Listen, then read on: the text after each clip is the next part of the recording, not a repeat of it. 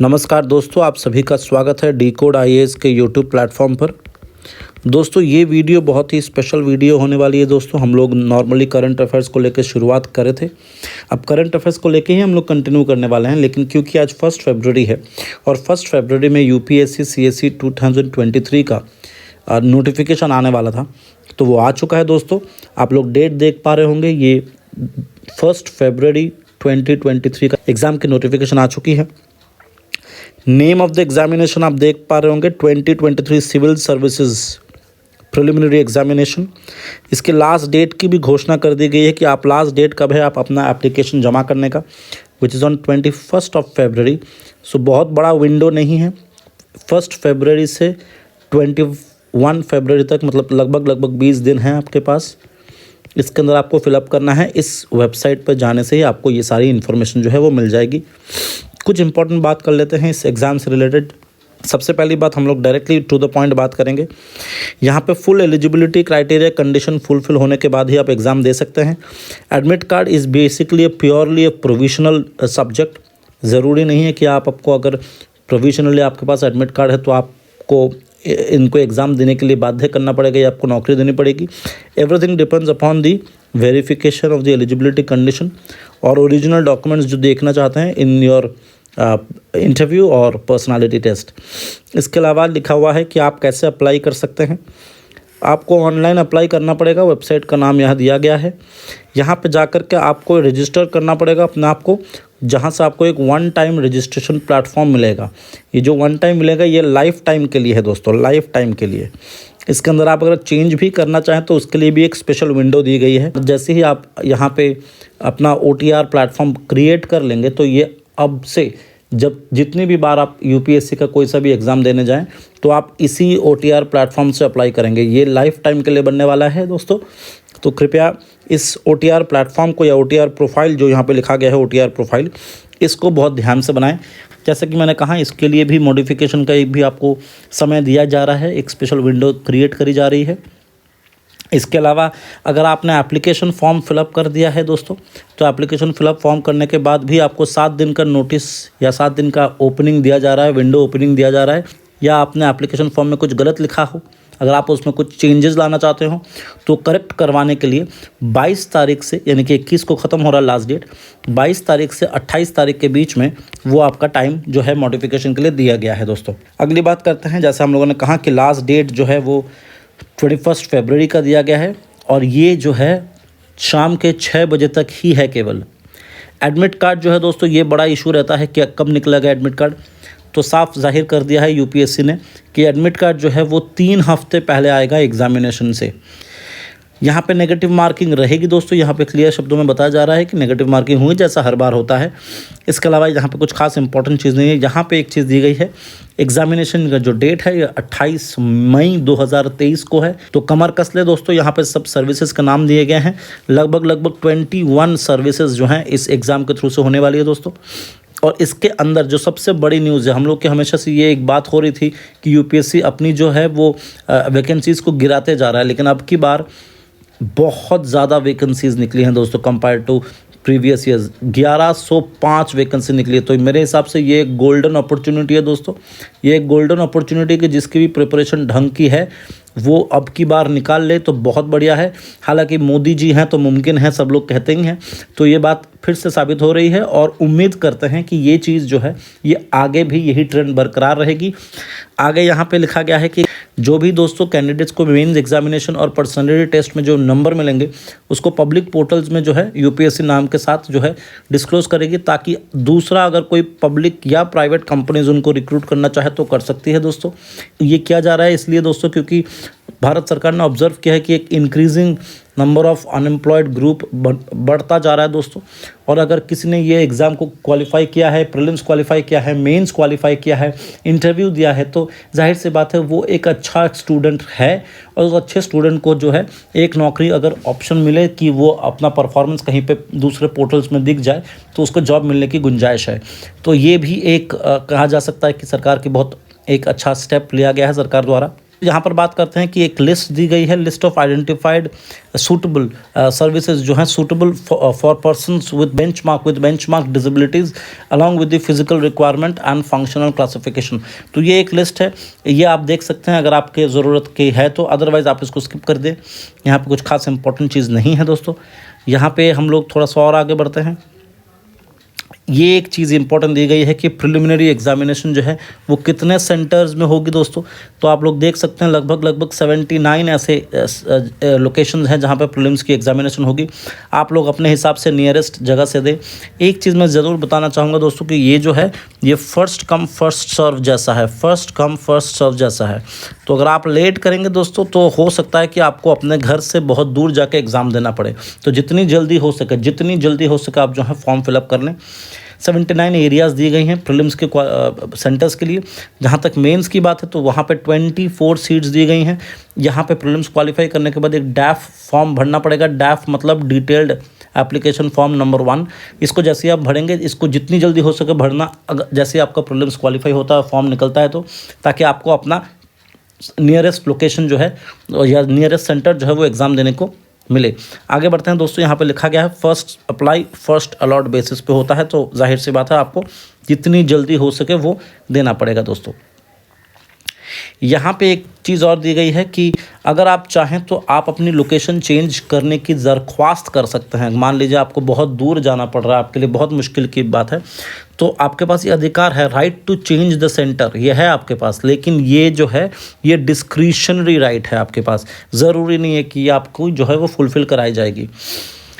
अगर plan of exam की बात करें दोस्तों तो सबको पता है कि हमारे प्रीलिम्स एग्जामिनेशन जो है वो ऑब्जेक्टिव टाइप एग्जाम होती है, मेंस एग्जाम जो है वो रिटन होती है, इंटरव्यू हम सबको पता है कैसी होती है। यहाँ पे एलिजिबिलिटी क्राइटेरिया में कुछ दिया गया है कि अगर आप फॉरेन सर्विस करना चाहें या एडमिनिस्ट्रेटिव करना चाहें या पुलिस करना चाहें, इस संदर्भ में आपको इंडिया का सिटीज़न होना आवश्यक है।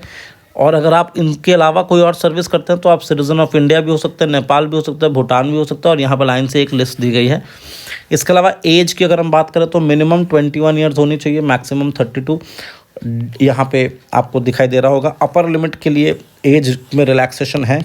अगर हम लोग थोड़ा सा और डिटेल में जाए तो मिनिमम एजुकेशनल क्वालिफिकेशन क्या है, यहाँ पे जो है आपको ग्रेजुएट होना पड़ेगा, और वो स्टेट यूनिवर्सिटी का हो सकता है, सेंट्रल यूनिवर्सिटी का हो सकता है, या under section 3 of UGC act deemed university का भी हो सकता है, उससे फ़र्क नहीं पड़ता है। इसके अलावा एक और इंटरेस्टिंग बात है कि जो लोग अपीयर कर चुके हैं एग्जामिनेशन में, अपने 3rd ईयर या फाइनल ईयर में हैं, अपीयर कर चुके हैं, उनके रिजल्ट जो है आने वाले हैं। ऐसी स्थिति में क्या वो एग्ज़ाम दे सकते हैं? बिल्कुल एग्ज़ाम दे सकते हैं, वो लोग एग्ज़ाम दे सकते हैं, लेकिन शर्त यह है कि जब ये डिटेल्ड एप्लीकेशन फॉर्म भर रहे होंगे तो इनके पास एक कम से कम प्रोविजनल मार्कशीट या सर्टिफिकेट होनी चाहिए दोस्तों। इसके अलावा नंबर ऑफ अटेम्प्ट्स जो हैं वो जनरल के लिए 6 अटेम्प्ट्स मुहैया कराए गए हैं, जो पहले भी थे, इसमें कोई बदलाव नहीं आया है।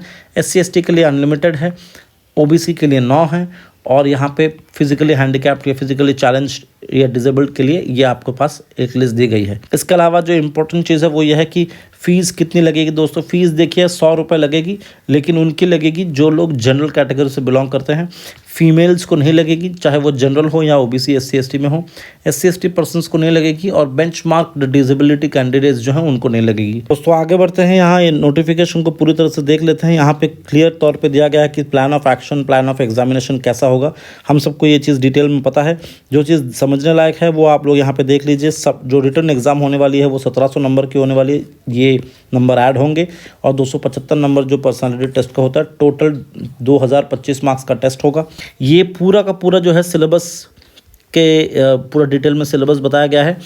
लॉ और पॉलिटिकल साइंस को हम लोगों ने इसलिए यहाँ पर मार्क कर रखा है क्योंकि इवेंचुअली हम लोग जो है लॉ और पॉलिटिकल साइंस ऑप्शनल को डीकोड के प्लेटफॉर्म पर स्टार्ट करवाएंगे दोस्तों।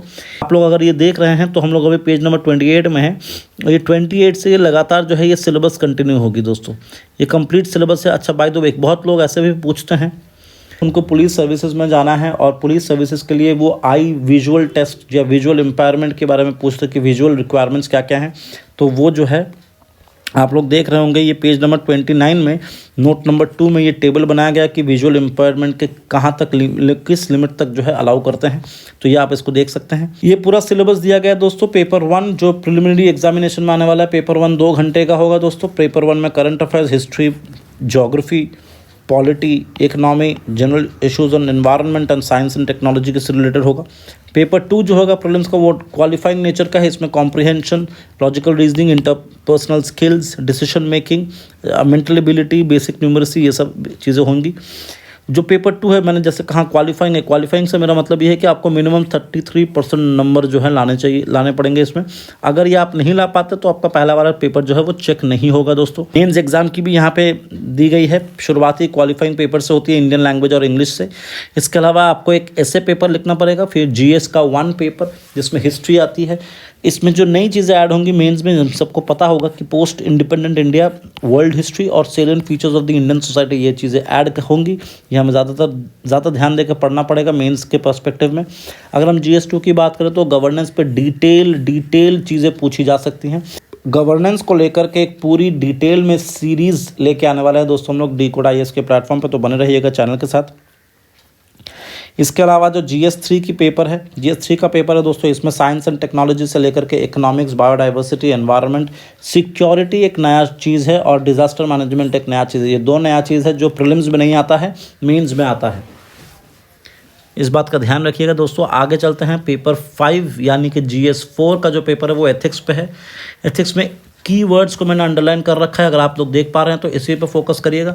लेकिन क्योंकि अभी प्रीलिम्स सामने आ रहा है तो ये तो सिर्फ आपके लिए है कि समझने के लिए कि सिलेबस कैसा है क्या है, लेकिन अभी इस पर बिल्कुल फोकस मत करिए, अभी सिर्फ और सिर्फ प्रीलिम्स पे फोकस करिएगा।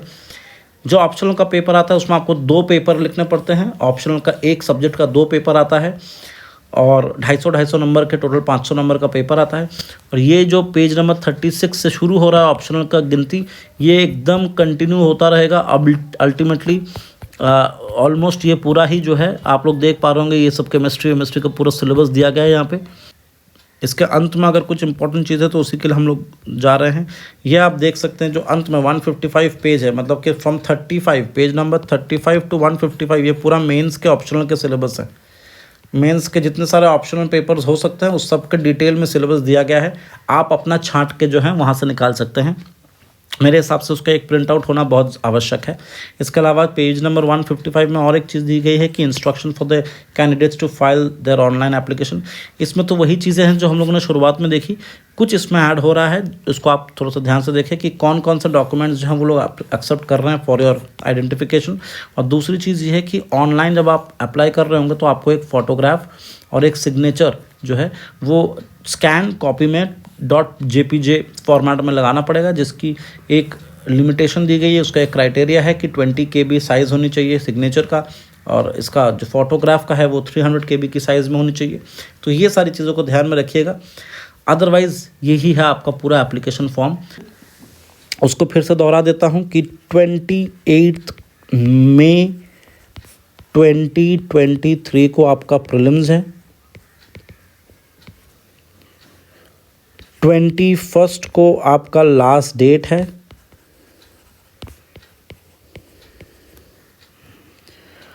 21 फेब को आपका लास्ट डेट है। और आज 1 फेब है जो नोटिफिकेशन आउट हुआ है। और सबसे इम्पोर्टेंट बात, अगर किसी तरीके से आपको ये एप्लीकेशन में मॉडिफाई करना हो तो उसकी डेट जो है 22 से लेकर के 28 फेब तक का विंडो ओपन किया गया है फॉर मॉडिफाइंग या मॉडिफिकेशन ऑफ योर एप्लीकेशन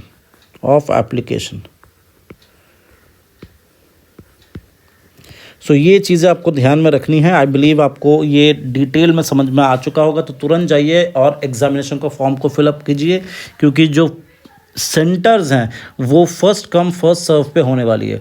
तो आशा करते हैं आपको ये वीडियो इन्फॉर्मेटिव लगा होगा। पसंद आए तो सब्सक्राइब करें, अपने दोस्तों के साथ इस वीडियो को शेयर करें और कमेंट करें अगर आपको कोई भी डाउट है इस पर्टिकुलर वीडियो को लेकर। Thank you so much.